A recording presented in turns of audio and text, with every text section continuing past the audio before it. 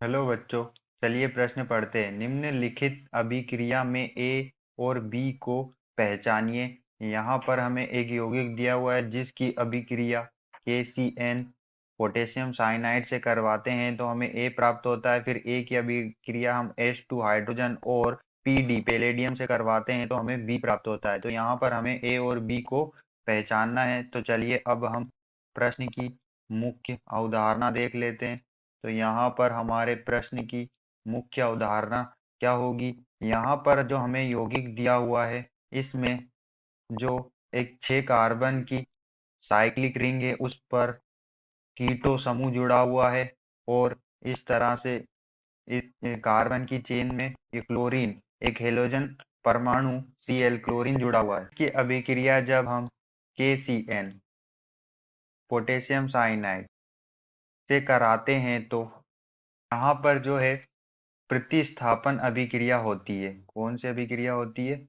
प्रतिस्थापन अभिक्रिया हमारी यहाँ पर संपन्न होती है, क्योंकि हमारा यहाँ पर जो पोटेशियम साइनाइड होता है इसमें पोटेशियम K प्लस आयन धन आयन में टूटता है और जो साइनाइड होता है Cn वो माइनस साइनाइड पर माइनस चार्ज होता है। और यहाँ पर जो हमारा इस रिंग में यहाँ पर जो हमारा कार्बन होता है CH2, यहाँ पर जो हमारा कार्बन होता है जिसकी दो संयोजकता हाइड्रोजन से पूर्ण होती है, और जो हमारा क्लोरीन होता है इसमें क्लोरीन की विद्युत ऋणता ज़्यादा होती है कार्बन से, इसलिए क्लोरीन पर माइनस चार्ज होता आता है और कार्बन पर प्लस चार्ज आता है। अब यहाँ पर जो प्रतिस्थापन होता है उसमें जो हमारा साइनाइड होता है वो क्लोरीन माइनस जो क्लोरीन जो नेगेटिव चार्ज होता है उसको प्रतिस्थापित कर देता है और क्लोरीन जो है पोटेशियम K प्लस आयन से जुड़कर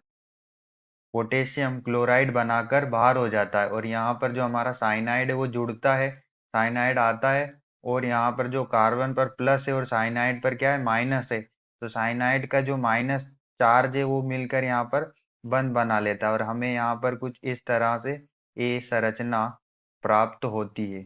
यहाँ पर हमें इस तरह से कुछ ए संरचना जो है हमें यहाँ पर प्राप्त होती है। ये हमारी कौन सी संरचना होगी? ए होगी। अब इस ए संरचना की अभिक्रिया, इस ए संरचना की अभिक्रिया जब हम ए संरचना की अभिक्रिया H2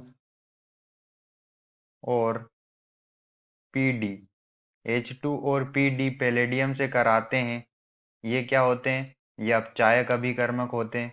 ये अपचायक अभिकर्मक होते हैं और यहाँ पर जो अभिक्रिया होगी वो कौन सी अभिक्रिया होगी?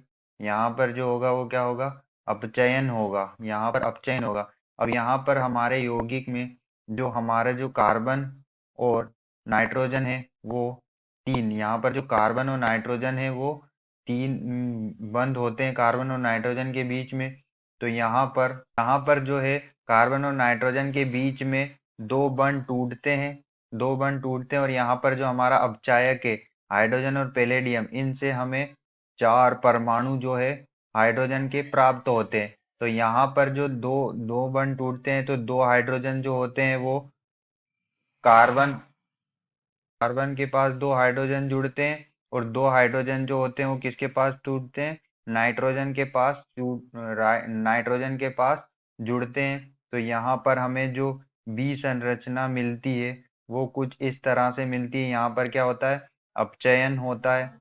यहाँ पर अपचयन होता है। कार्बन पर जो दो हाइड्रोजन जुड़े थे तो ये CH2 हो जाएगा और नाइट्रोजन पे दो हाइड्रोजन जोड़ देंगे तो ये NH2 हो जाएगा। तो यहाँ पर हम देख सकते हैं कि जो क्लोरीन हमारा यहाँ पर क्लोरीन परमाणु था उससे साइनाइड साइनाइड परमाणु जुड़ता है। फिर साइनाइड परमाणु का क्या हो जाता है? हाइड्रोजन और पैलेडियम की उपस्थिति में अपचयन हो जाता है। तो यहाँ पर कौन सा समूह जुड़ता है? एमीन समूह जुड़ता है और ये हमारी संरचना क्या है? बी है। तो हमें जो प्रश्न में ए संरचना पूछी थी वो ये हमारी ये होगी और जो बी पूछी थी वो हमारी ये होगी।